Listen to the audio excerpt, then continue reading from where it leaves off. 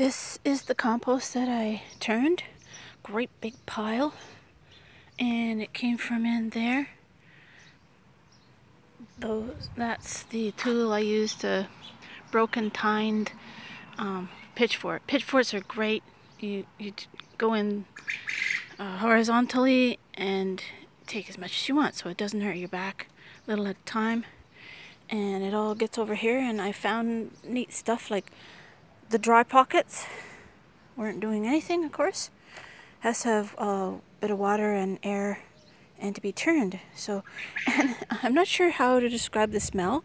It's like compost, I guess, but at the bottom it almost smelled like candies. And I thought, why? And I thought, oh man, all the bottom I had was long pine needles. So maybe that's why. So I saw like there's the soil, which is great. Inside there it's steaming. So this will be my job, I guess. I'll do it and then Rick will do it every 2 days. It's not that bad, but I'm hopeful. So I'm not sure. The bottom was compressed, which was interesting, and it didn't get wet to the very, very bottom, which is kind of interesting to me. The middle was great. So I may add a smidge of water, and this is my 18-day challenge to myself. I didn't mark down the day, but I guess I'm on the 4th or 5th day.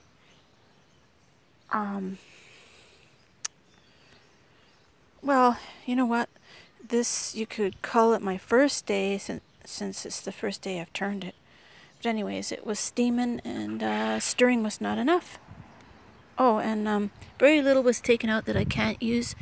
I don't want branches in there, so very few. Couple of quail eggs, because actually part of this compost was the dry deep litter experimental that I had in the urban quail ranch, the winter house down in the basement. So it didn't get wet enough, so it wasn't, the enzyme action wasn't really going, but a couple of eggs got in there. I actually opened one and it was starting to cook. Because it was like, I'm gonna guess it's 150 degrees in the middle. And very little in the way of garbage. That was it.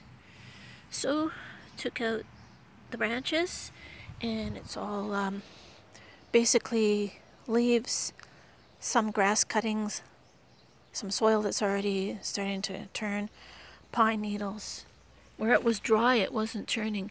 And I saw, I guess you'd call it microbial action. There was like a kind of fungus breaking down the pine needles, which were kind of on the bottom.